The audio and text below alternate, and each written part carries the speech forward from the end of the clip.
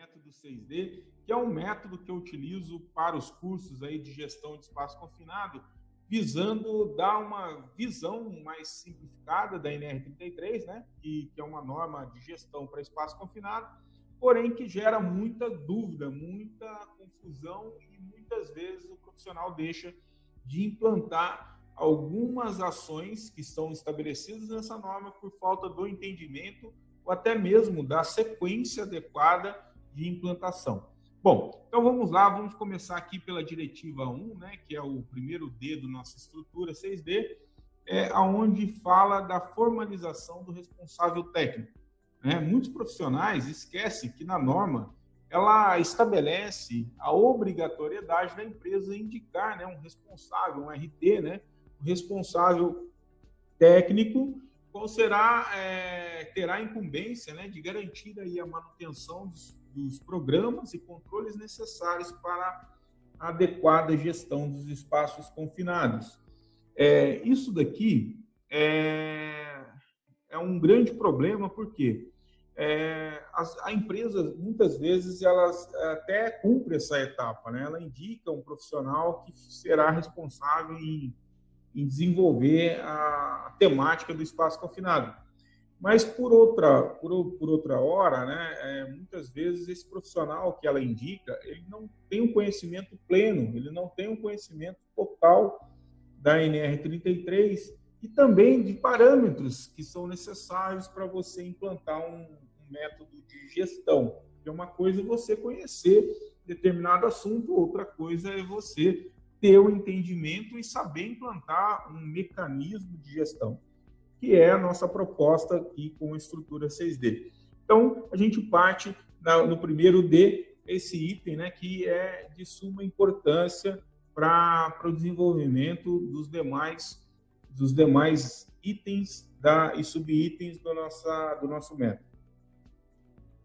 Passando por esse método, né, a gente vai vir aqui para a diretiva 2, que é um item que é muito importante, que é a fase de mapeamento. É a fase onde o profissional ele deve realizar ou indicar alguém que tenha o conhecimento para definir quais são os espaços confinados da empresa. Vale ressaltar, né, que essa fase ela busca atender dois itens básicos da norma, que é o item 33.2.1 e o 33.3.3, né? Então aqui a gente tem até as alíneas aqui, ó, a B, a C e a J do item 33.2.1 e a linha A do item 33.3.3. Se você quiser, depois você vai lá, conflita com a norma, dá uma olhada e tira suas próprias conclusões. Mas essa fase aqui, onde você está definindo o espaço confinado, ainda tem muita confusão de entendimento mesmo do que é espaço confinado, do que não é espaço confinado. Então, no método 6D, lógico que é a estrutura básica, né? Quando a gente chega nesse item, a gente vai o quê? Checar metodologias, a gente vai verificar que existem métodos, metodologias e interpretação normativa para a gente poder chegar naquela classificação do ambiente, se ele é ou não espaço confinado. Existe um outro grande problema, né, que é uma confusão que é feita por alguns profissionais e aí acaba gerando até uma certa vulnerabilidade na gestão da norma, né? Quando ele classifica o espaço confinado como restrito e espaço confinado não restrito. Você já deve ter visto isso, porque é muito comum, é muito recorrente esse tipo de falha, tá? A NR33, ela não tem essa subdivisão. É importante lembrar, existem outras normas internacionais que não convém falar aqui, a gente menciona até no curso, né? Mas é importante só ressaltar que a NR33 ou é espaço confinado ou não é espaço confinado. E se é espaço confinado, eu preciso atender todo o sistema de gestão, inclusive com as liberações, identificação e etc. Ok? Passado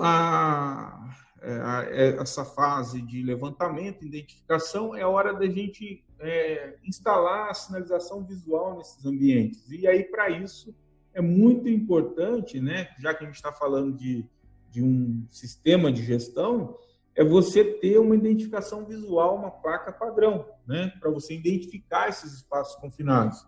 No mínimo, fica muito feio, muito pouco profissional você ter na mesma empresa, né, uma placa de um jeito num lugar, outra placa de outro jeito no outro. Então, o ideal é que você tenha estabelecido um padrão, e a gente vai ver isso aqui nos cursos de gestão, tá ok?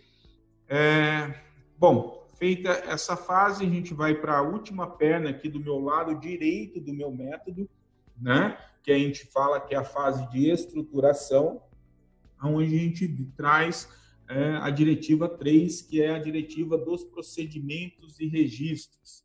Eu chamo dessa fase aqui como a fase do alicerce. Por que é a fase do alicerce? Porque se nascer errado aqui, grande chance de tudo dar errado daí para frente, né? Porque é nessa hora que você vai elaborar ou vai revisar os procedimentos visando o quê? Visando atender os itens da norma, né? Visando estabelecer ações de controle, visando definir os registros, né, que são importantes você ter para implantar no seu sistema de gestão. Para quê? Para que ele seja alimentado e ele seja verificado, ele seja checado, e você também gere as evidências necessárias dos controles estabelecidos. Vale lembrar, né, que nessa hora que você está elaborando ou revisando esse procedimento, é muito importante você não deixar de esquecer, porque eu falo que é muito importante, porque é muito comum acontecer esse gap, tá? Você ter o atendimento ao subitem 33.334, que é o quê? Validar os procedimentos envolvendo a CIPA da empresa, tá? Então, isso aqui é muito comum acontecer, não existe essa validação, e aí acaba, não que esteja errado o procedimento, mas acaba gerando um gap para, por exemplo, um processo de auditoria. Um auditor um pouco mais instruído, com um pouco mais de conhecimento, ele vai identificar essa falha e pode dar uma não conformidade, ok? Dentro dos registros, né? Porque nessa fase é importante você dividir da seguinte maneira, né? Você ter aqui os RGs, que são os PROs, né? Que são os procedimentos, e os RGs, que são os registros, né? Esses registros, eles têm que estar linkados dentro desses PROs, dentro desse procedimento. Para quê? Para você retroalimentar o sistema. Então, se você tem registros, estão gerando registros das ações de controle estabelecidos aqui no seu procedimento, fica mais simples você auditar e fica mais intuitivo a realização das ações, porque você sabe que para fazer certa coisa você vai ter tal etapa e aí você vai ter que registrar isso em algum formulário. Dentro desses formulários, os que eu entendo aqui que são de extrema importância, no qual a gente não pode esquecer, é a PET, né? Inclusive é um item normativo, que é a permissão de entrada e trabalho, a APR, né? Que é a análise preliminar de perigos e riscos, né? Das atividades executadas no espaço confinado. Vale ressaltar que a APR ela deve ser considerada com base na atividade que vai ser executada e também com a avaliação do ambiente, né? O seu entorno, se existem possibilidades, por exemplo, de vazamentos de algum gás ou de alguma substância que possa transbordar para dentro do ambiente, enfim, você precisa fazer toda uma avaliação, né? Que não é só da atividade em si.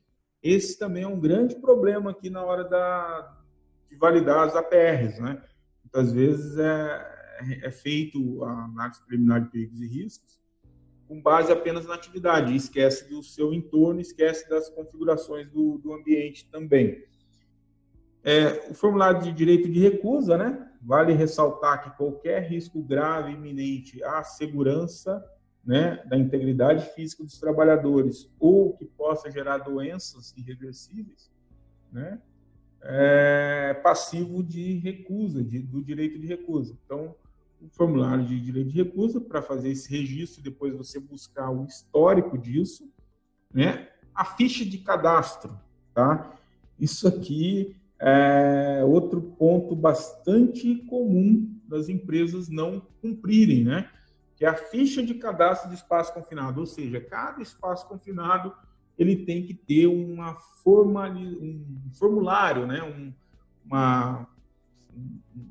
Essa ficha, né? Que traga as informações sobre aquele espaço confinado. É mais ou menos como se fosse o menu do espaço confinado, né?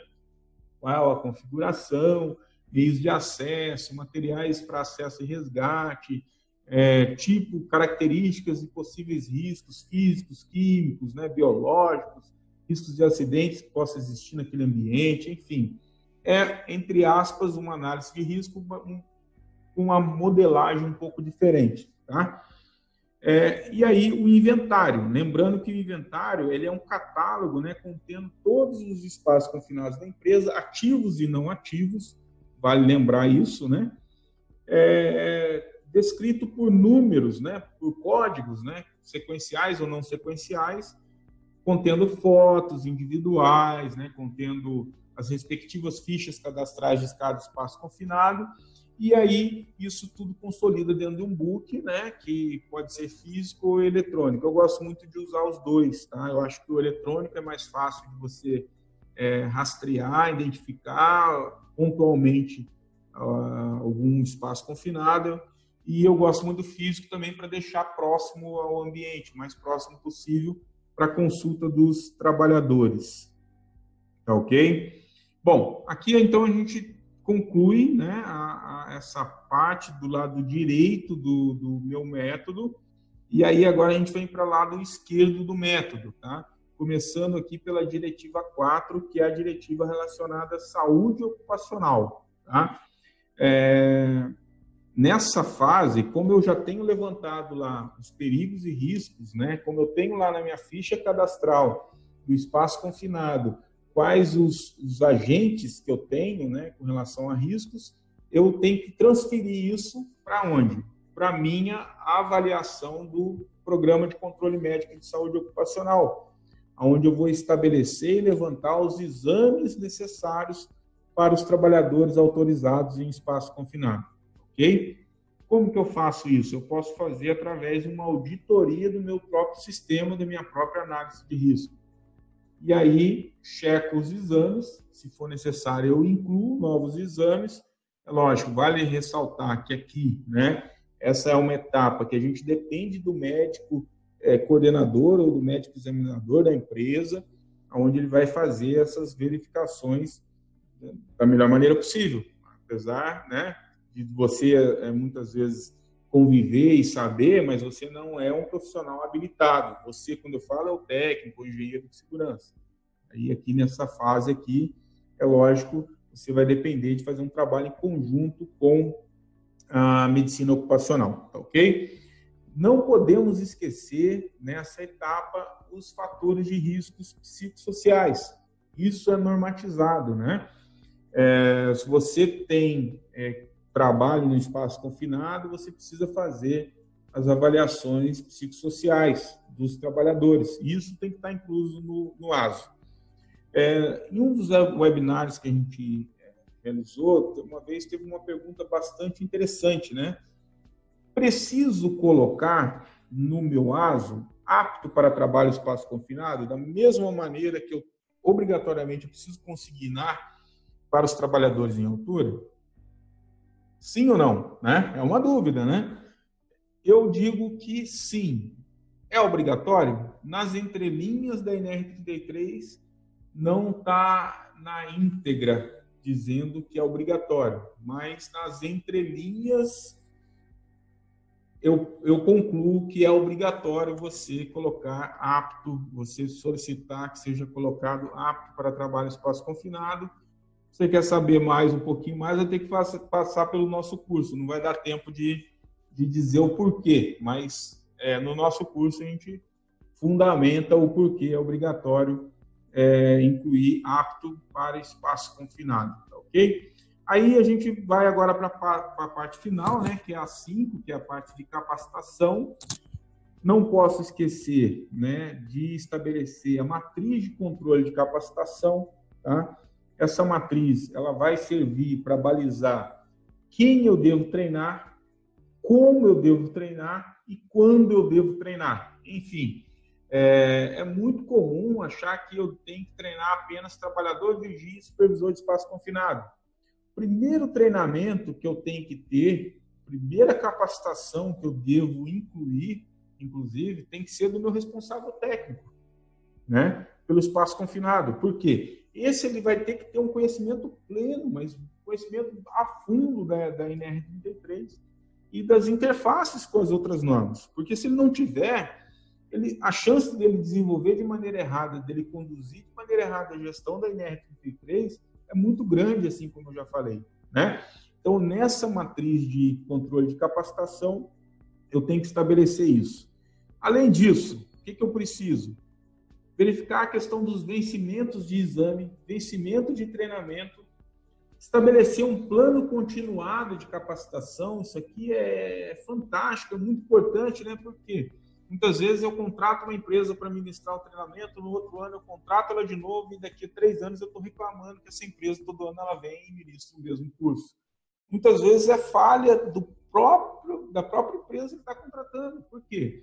Se ela tivesse essa definição do seu planejamento de continuado de capacitação, ela pode, no ato de contratar, falar, ó, por favor, contrate, eu quero o conteúdo com base nisso, né?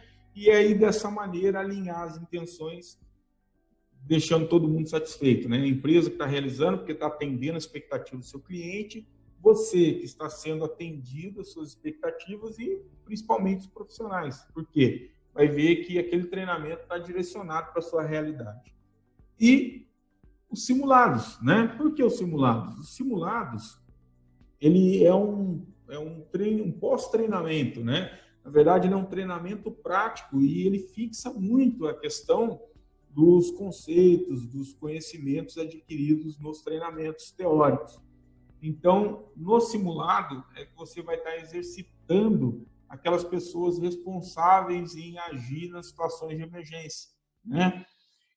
E, além disso, treinar também a população indiretamente afetada, né? Quem que é a população indiretamente afetada?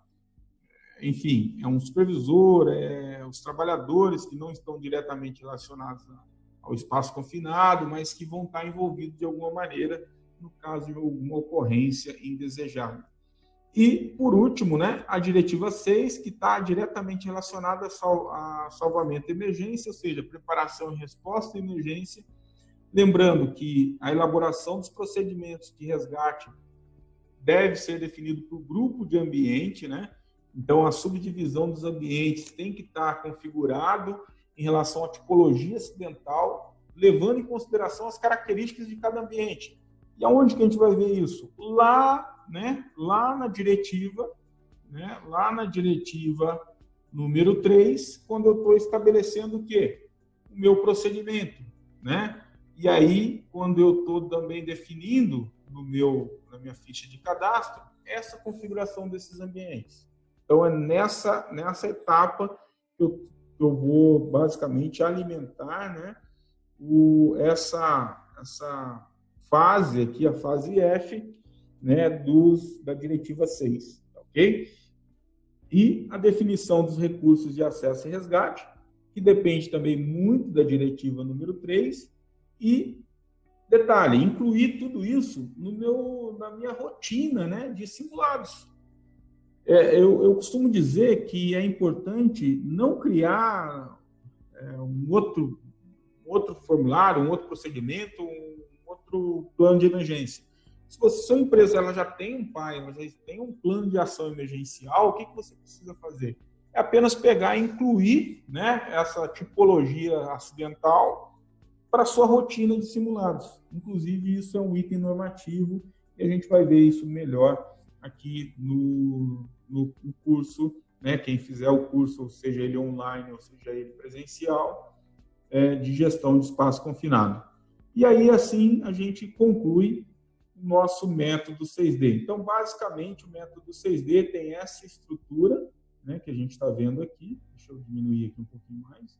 Né? Tem essa estrutura, o método 6D, e fica muito mais simples de você visualizar, muito mais simples de você aplicar e com muito mais eficiência, com certeza, porque tudo aquilo que é mais simples é mais fácil de ser cumprido. Tá ok, pessoal? Espero que vocês tenham gostado desse vídeo. Vou deixar para vocês aí um link para falar comigo no WhatsApp, quem quiser. Vou estar à disposição, dentro da possibilidade, respondo aí dúvidas, perguntas, ou até mesmo quem tiver a fim de fazer o curso, né? Eu quiser saber um pouco mais de informações sobre o curso nosso de gestão de espaço confinado, a gente pode trocar algumas figurinhas pelo WhatsApp, tá ok? Então, vou deixar um link aqui para vocês e espero vocês até a próxima. Muito obrigado.